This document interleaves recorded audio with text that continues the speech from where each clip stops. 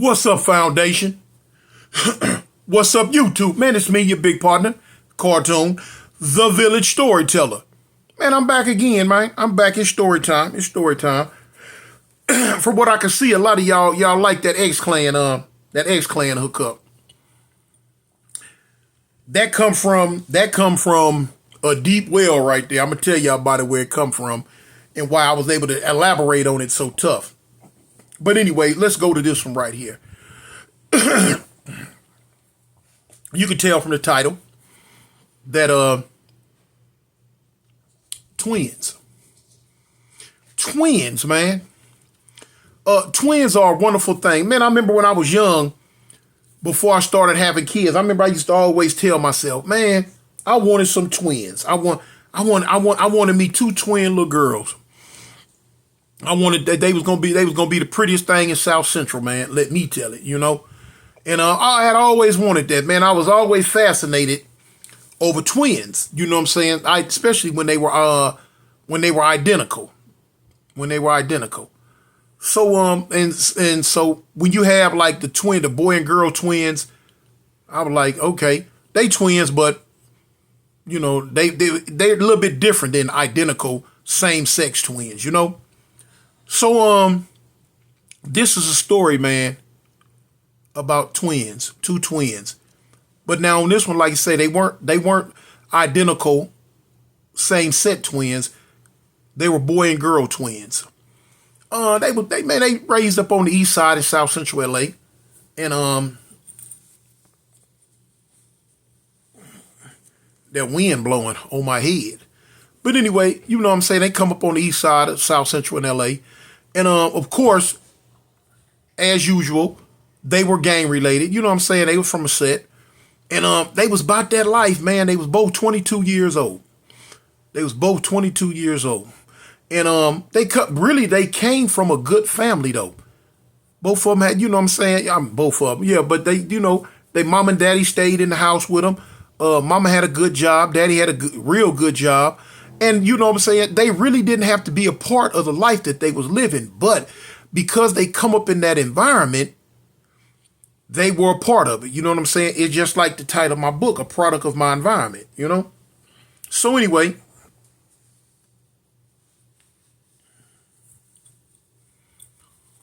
cold on my head. Hold on. I ain't gonna be able to finish the story if I don't turn this off.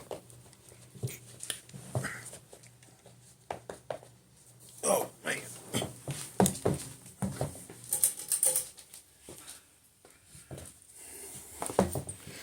Ugh. Okay.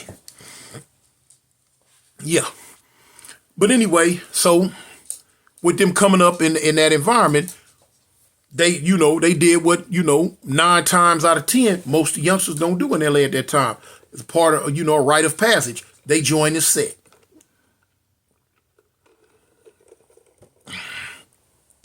They was down though. They was down. You know what I'm saying? They was down. They was both, you know what I'm saying? They was both about that. They was about that life.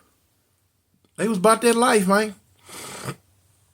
And they tripped because the twin girl, she a duke a broad out. And the twin boy, he'll whoop a fool to the floor. They was about that life. And they were abnormally tall, you know what I'm saying? Well, she was, because they was both 6'1". And you really don't see a lot of times a girl that tall. But yeah, he was 6'1", she was 6'1". And she was cool. She dressed like a dude. She wasn't gay. But you know what I'm saying? She was banged out though. You know what I'm saying? She was set it, she was turfed out. And she wore the khaki suits, the Pendletons, overalls, sweatshirts, you know what I'm saying, golf hats, beanies. That was her. And a lot of people thought that she was gay, but she wasn't. You know what I'm saying? She was just down by law for the set. And they did everything together. They went everywhere together. A lot of times they pull up in a lowrider. They had a gold 65, clean, sitting on them 100 spokes, clean, man. And They, you know what I'm saying? They ride around all day. Them two, you know what I'm saying? Pull up in the set and kick it. They would just do they thug thizzle, man. You know what I'm saying? They was well loved by all their homies and stuff. She was about that pistol play. He was about that pistol play. She was about that hand play. He was about that hand play. However it was gonna go. It no ifs, ands, or buts. Wasn't none slacking, and they bang it. You know what I'm saying? So here it is. They want to hit a lick one day. People have been talking about it. You know what I'm saying? That was the big thing going around LA at that time, hitting jewelry stores and hitting banks. So it's like, whoa, man. You know what I'm saying? They want to get caught up in the mix too. You know what I'm saying? The cold part about it, they didn't need to do it. They didn't need to do it. They, you know what I'm saying? They had put work in as far as drive-by shootings, fightings, you know what I'm saying? Writing on the wall, doing all that. They had been doing all of that like it wasn't nothing. But they had never really robbed nothing because they always had 2-3 pennies in their pocket because of their parents. But now sitting around the park one night and everybody talking about hitting a lick and coming up and doing this and that, they all talking about it and they, you know, like, man, I can do that. Man, that just sound like it ain't nothing, man. We could do that, man. Woo, woo, woo. So one of their homies who had been knocking off banks had told him, man, look, it ain't that easy. If it was that easy, everybody be doing it. And okay, so he was like, okay. The dude name was Kevin. They called him K-Mac. Dude was Kevin. They called him K-Mac. And his sister name was Sharon. They called her S-Mac. So you had K-Mac, which was the dude, and you had S-Mac, which was the girl. So anyway, they were like, man, we can do it, we can do it, we can do it, we can do it. So the homies like, man, y'all talking, man. Y'all ain't finna do nothing. Y'all ain't gonna do nothing. So all right. Don't test our gangster. You know what's up with us. Don't test our gangster. And the cold part about it, man, they was identical twins. You know what I'm saying? Born like 30 seconds apart. And they were so close that she was able to finish his sentences and he was able to finish her sentences. That's how close they were. They were inseparable through school, through church when they were young kids, through the street life, the whole hookup. They was always together, man, and they loved each other. They loved each other, man. I'm talking about to the nth degree. So now here it is that night when they was in the park and they talking that talk about robbing banks and getting money and, you know what I'm saying, who gonna do this, who gonna do that, who gonna come up first and blah, blah, blah, blah, blah. They decided, you know what, we gonna show them. We gonna show the set. We gonna show the homies that we get down to. So K-Mac was like, yeah, man, yeah, we gonna show them. That's what's up. So one night they was sitting at their house and they plotting it. They getting it together. They knew a bank that they wanted to hit, and they was like, man, we gonna do it. So S-Mac, the girl, she asked her brother K-Mac, do they need another person? And he was like, no, we can do this by ourselves. You know, this bank ain't that big. We gonna knock this out. We can knock this out.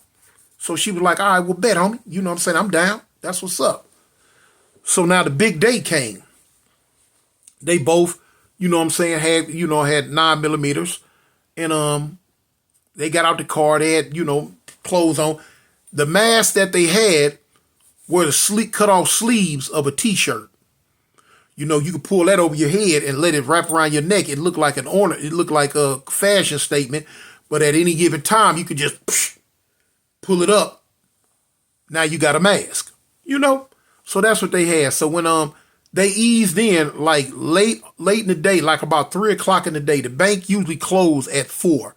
They eased in late in the day, hoping that it wasn't going to be a lot of rush hour traffic in and out the bank at this time. And it wasn't. They did their homework. They had been watching, you know what I'm saying? Once they made their mind up that they was going to hit it, they had started watching. That's how they come up with what bank they want to hit. Man, I'd be glad when all that hair right there turned white, still black. But anyway, so they eased on up in there, man. They had on both of them had on some Timberland boots and some overalls with a regular shirt on under there. They had the heat up under the overalls right here at the little flap. So when they came in, so now he told his sister, say, look, this is how we gonna knock this off. We gonna try to do it with the sign with the note. So they had a note like, look, don't panic, don't make no crazy moves.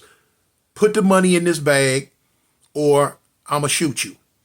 If you scream, if I see you like you reaching for a hidden button or anything, putting a dye pack in the bag, whatever, I'ma shoot you. Point blank. I'm telling you now. That's what was wrote on the paper. So now S-Mac, the girl, she went to the merchant teller.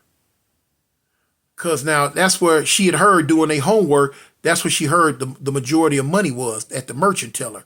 So now K-Mac, he's standing back like he filling out some paperwork when she went to the desk. So now when she went to the desk, she passed the lady the note.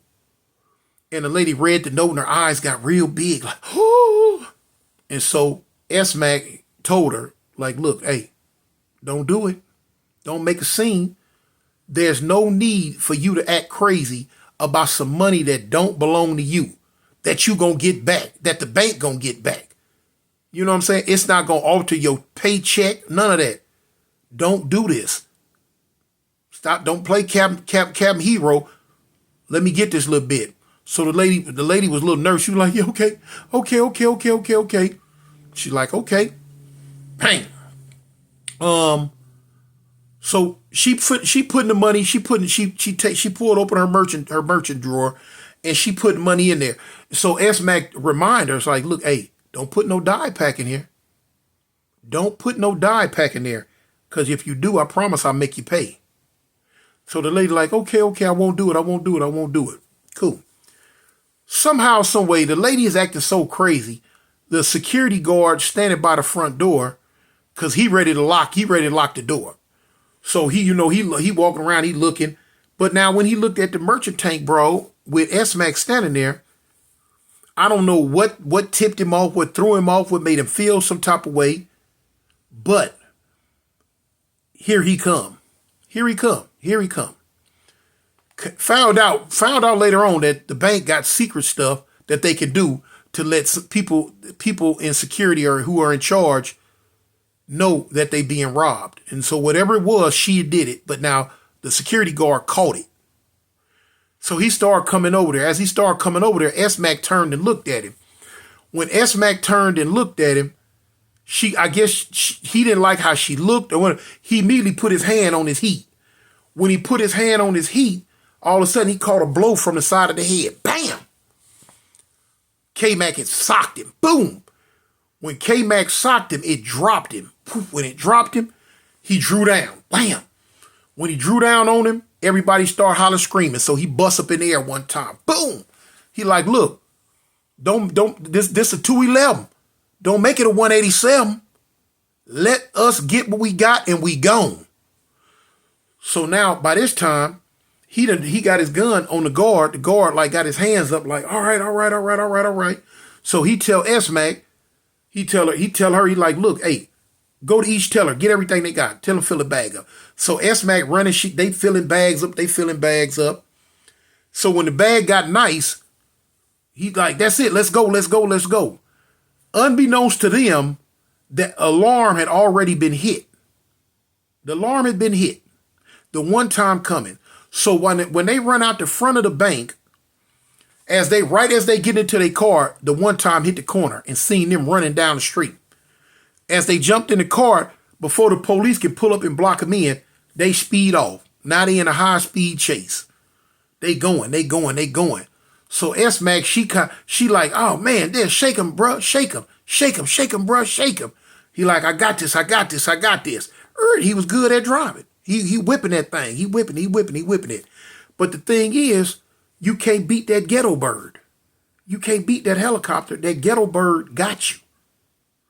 When the helicopter got on him, they pretty much knew it was pretty much a wrap. It was pretty much gonna be a wrap. So man, they speeding. They don't want to throw the money out. They like, no, man, I ain't throwing no money out. Cause S-Mac asked her brother, K-Mac, when we throw the money in the gun, he like, no, don't throw nothing, man. I'm gonna shake him. I got this. I got it. So the high speed chase is going down. It's going down.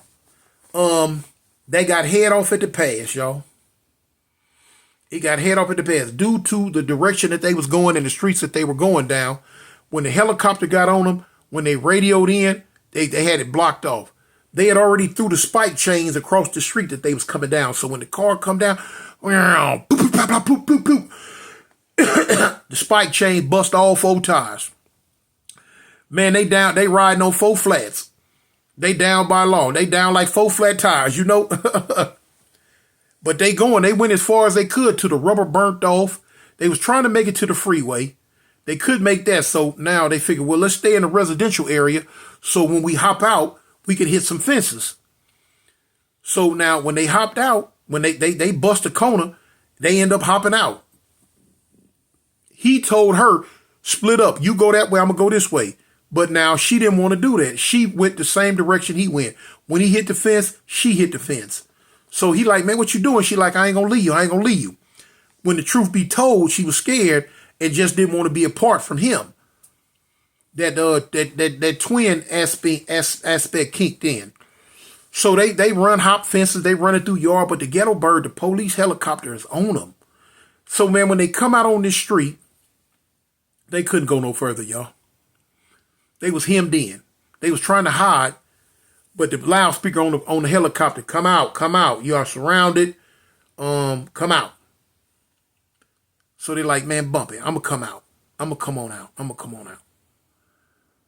So now S-Mac asked her brother, what we going to do with the money? He like, shoot, leave it right here. They going to come find it anyway.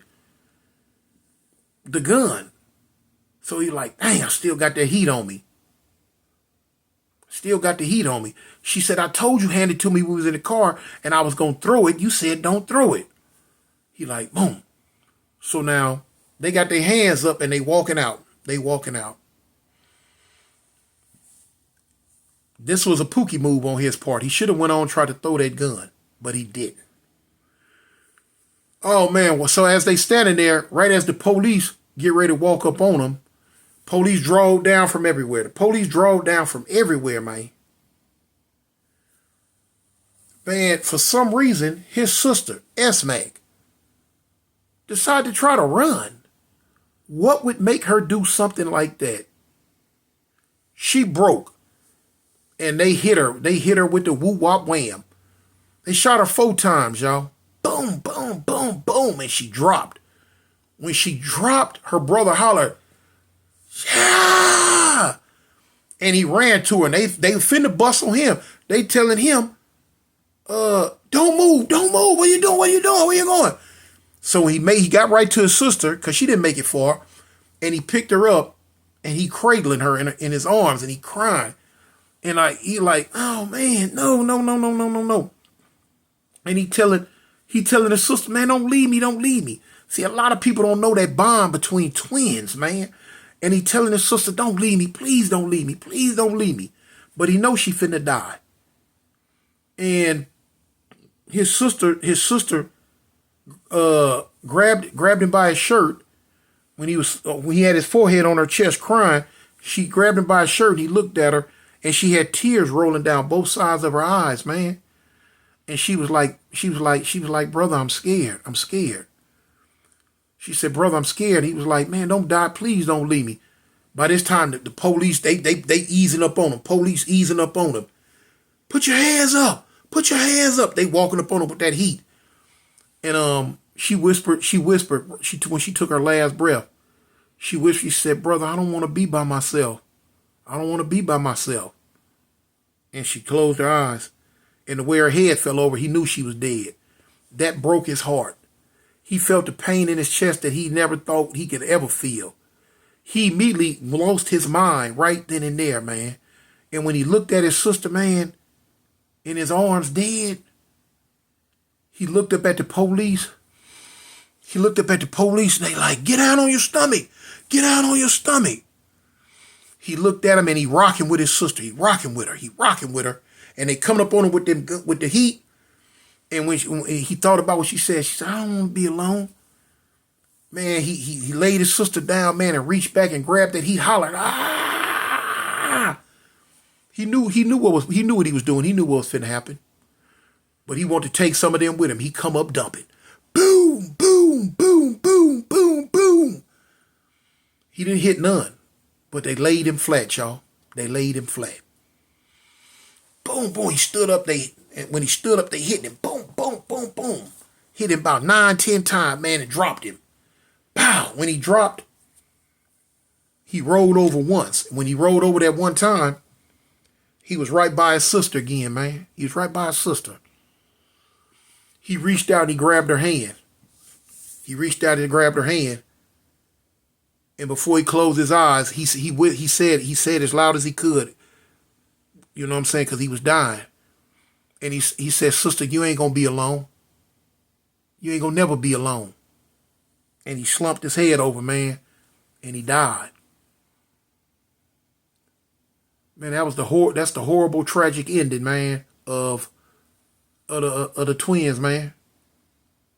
S-Mac and K-Mac. Broke their mom and their daddy heart, y'all. Broke their mom and their daddy heart. But anyway, man, that's me, man, the village storyteller, man. I just had to get that one out to y'all, man. Y'all stay safe, man. Stay above ground, man. Peace.